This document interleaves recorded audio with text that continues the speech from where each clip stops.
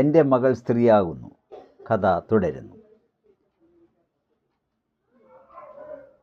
മുറ്റത്ത് ചെടികളുടെ മറവിൽ ചോക്ലേറ്റ് കൊണ്ടുവന്ന ചുവന്ന കാർഡ്ബോർഡ് പാക്കറ്റാണ് തപാൽ പെട്ടിയായി അവൾ രൂപാന്തരപ്പെടുത്തിയത്. വൈകിട്ട് സ്കൂൾ വിട്ട് വന്നാൽ എഴുതിയ കത്ത് പിറ്റേന്ന് കാലത്ത് സ്കൂളിലേക്ക് പോകുമ്പോൾ അതിൽ നിക്ഷേപിക്കും. ഞാനതെടുത്ത് വായിച്ചു. മറുപടിയും വയ്ക്കണം. ക്ലാസ് വിശേഷങ്ങളും വഴിയിൽ കണ്ട കാഴ്ചകളുമായിരുന്നു കത്തുകളിലെല്ലാം. അന്ന് അവൾ അക്ഷരങ്ങൾ പഠിച്ചു വരുന്നതേ ഉള്ളൂ. അതുകൊണ്ട് തെറ്റുകളും ധാരാളമായിരുന്നു. പശുവിനെ പശുവായും ഓട്ടോ ഡ്രൈവർ ഓട്ടോ ഡ്രൈവറായും ഗ്ലോറി മിസ്സിനെ റോസി മിസ്സായും അവൾ എഴുതി. കത്തുകളി 2 മാസമേ ഉണ്ടായിരുന്നുള്ളൂ. പിന്നെ അവൾ മറ്റ് കളികളിൽ മുഴുകി. ഞാൻ അവളോട് പറഞ്ഞു, നീ അന്നെഴുതിയ കത്തുകൾ ഒന്നും തന്നെ ഞാൻ കളഞ്ഞിട്ടില്ല. ആ വർഷത്തെ എൻ്റെ ഡയറിയിൽ എല്ലാം ഭദ്രമായുണ്ട്. ഭൂതകാലമോർത്ത് അവൾ വികാരാധീനയായി. പിന്നെ താഴത്തേക്ക് പോകുമ്പോൾ ഓർമ്മപ്പെടുത്തി, ഞാൻ വേഗം വരാം അച്ഛാ, കുളിക്കാൻ സമയമായില്ലേ. എനിക്ക് കുളിക്കാൻ കഴിയാത്തതുകൊണ്ട് ഒരു സ്റ്റൂൾ എടുത്ത് അവൾ കുളിമുറിയിൽ വെച്ചു. മോൾ ശ്രദ്ധയോടെ വെള്ളം ദേഹത്തേക്ക് ഒഴിച്ചുകൊണ്ടിരുന്നു. പിന്നെ സോപ്പ് കൈകളിലിട്ട് പതപ്പിച്ച് നോക്കാൻ തുടങ്ങി. വെള്ളം ദേഹത്തേക്ക് ഒഴിക്കുന്നതിന് മുമ്പ് അവൾ തെല്ലുനേരം കണ്ണുകളടച്ച് നിൽക്കുന്നത് കണ്ടു. പ്രാർത്ഥനാ നിരതയായി അങ്ങനെ നിൽക്കുക എന്നത് അവളുടെ അമ്മയുടെ ശീലമായിരുന്നു. ശസ്ത്രക്രിയ കഴിഞ്ഞ മുറിപ്പാടിൽ അണുബാധ ഏൽക്കാനിടയുണ്ട്. കുളിപ്പിക്കുമ്പോൾ പോലും വളരെ ശ്രദ്ധിക്കേണ്ട ഒന്നാണ്. പ്രാർത്ഥനയും ഒരു പ്രതിരോധമാണെന്ന് അവൾ കരുതുന്നു.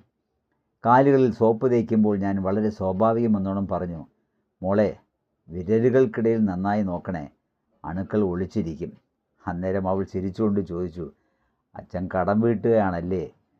ഞാൻ ഓർത്തത് പെട്ടെന്ന് അവൾക്ക് ഭൂതകാലത്തിലേക്ക് കടന്നു പോകാൻ കഴിയില്ല എന്നായിരുന്നു.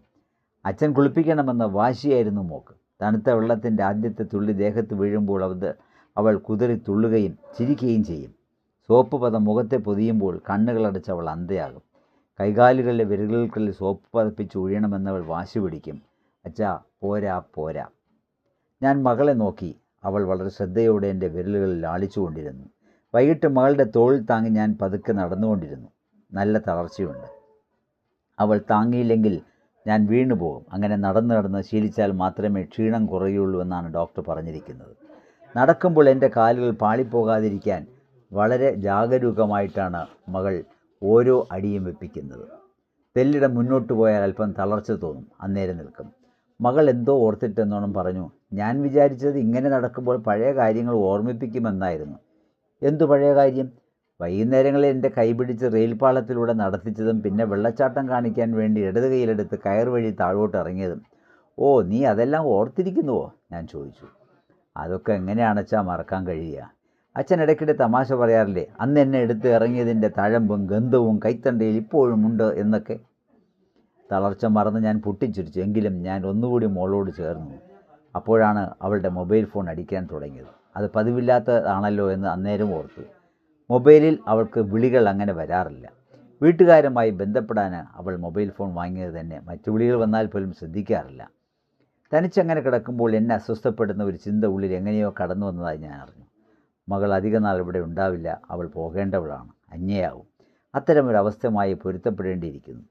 എനിക്ക് മരുന്ന് തന്നുകൊണ്ടിരിക്കുമ്പോഴും മൊബൈൽ വീണ്ടും അടിക്കാൻ തുടങ്ങി. അപ്പോഴും അവൾ അതെടുക്കാൻ ധൃതി കാണിച്ചു. ഞാൻ വെറുതെ അന്വേഷിച്ചു, ആരാണ് മോളെ ഇങ്ങനെ നിരന്തരം വിളിക്കുന്നത്? എന്നാൽ അവളതിന് മറുപടി പറയാൻ തുനിയാതെ ഫോൺ കയ്യിലേന്തി അടുത്ത മുറിക്ക് അപ്രത്യക്ഷയായി. ചാനലുകൾ കാണാനോ റേഡിയോ കേൾക്കാനോ എനിക്ക് ഒട്ടും താല്പര്യം തോന്നിയില്ല. പുസ്തകം തുറക്കാനും വിമുഖത. പിന്നെ ഞാൻ പുറത്തേക്ക് നോക്കിക്കിടന്നു. അവിടെ മഞ്ഞ നിറം പുരണ്ട സായാഹ്ന വെയിൽ. അപ്പോൾ ഞാൻ ഓർമ്മിച്ചത് മകളുടെ പഴയൊരു കളിയെക്കുറിച്ചായിരുന്നു. ഒളിച്ചുകളി അവൾക്ക് വളരെ ഇഷ്ടമാണ്. മുറികളിൽ എന്തെങ്കിലും ഒരിടത്ത് ഒളിച്ചിരിക്കാൻ അവൾ ആവശ്യപ്പെടും. വളരെ സാഹസ്യപ്പെട്ടെന്നോണം എന്നെ കണ്ടുപിടിച്ച് കഴിയുമ്പോൾ അവളുടെ പൊട്ടിച്ചിരി. അത് കഴിഞ്ഞ് പിന്നെയും കളി തുടരുന്നു. എല്ലായ്പ്പോഴും ഞാനാണ് ഒളിച്ചു നിൽക്കേണ്ടത്. ഇപ്പോൾ തമാശയോടെ ഞാൻ ഓർമ്മിക്കുകയാണ്, ഇവിടെ മകളാണല്ലോ ഒളിച്ചു നിൽക്കുന്നത്. ഈ കഥ ഇവിടെ അവസാനിക്കുന്നു.